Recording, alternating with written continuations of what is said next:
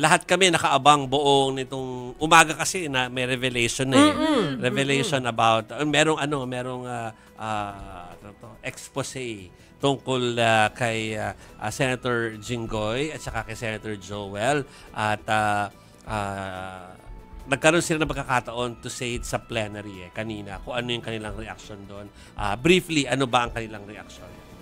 Juvie, itong parehong si Senator Jinggoy Estrada at si Senator Joel Villanueva, sinipa nila itong kickback allegations na sinasabi ni former Assistant District Engineer Bryce Hernandez. Ang nasabi dito ni Senator Joel Villanueva, may resibo raw siya, hindi niya lang daw categorically dinedenay, meron daw siyang sapat na ebidensya at willing daw siya maging part ng investigation para raw ipresenta na hindi raw ito totoo. At pinalaki nga raw siya na may takot daw na pagdating daw sa impyerno, wala raw graduation sa mga taong pinarurusahan. For Senator Jinggoy Estrada, dalawa yung nabanggit niya. Dito kay Hernandez, gusto niyang mag-file ng perjury charges dahil daw sa pagsisinungaling.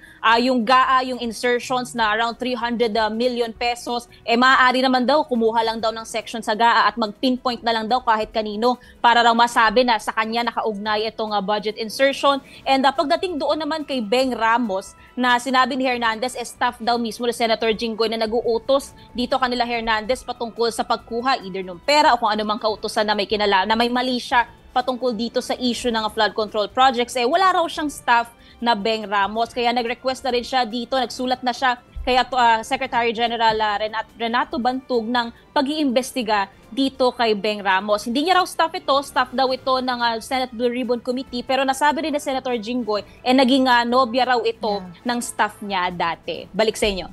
Okay, sige. Merimon, pahabol lang kay Senator Amy. Saan daw niya binili yung bag? Bibili ka rin. Cute gusto ko rin malaman, hindi niya nabanggit kanina. Okay. Thank you, Merimon. Thank you, Merimon.